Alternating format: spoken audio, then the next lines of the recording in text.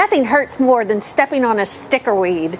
And you might be asking yourself, Heather, why are we talking about stickerweeds? Most of our lawns are going dormant right now, and this is actually the active time when these types of weeds begin to germinate in our lawns. So as our warm season turf grasses go into their dormancy in the winter time, those areas begin to show those types of weeds, and this is the best time to control them.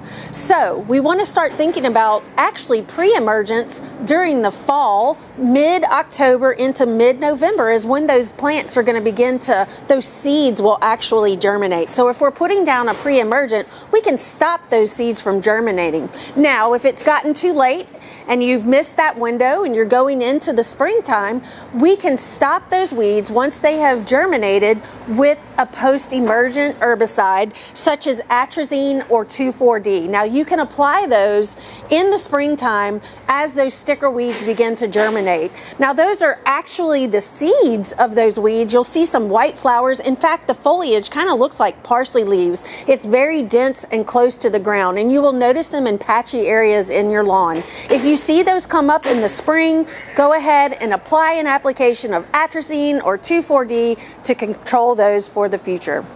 For Get It Growing, I'm Heather Kirk-Ballard with the LSU AgCenter.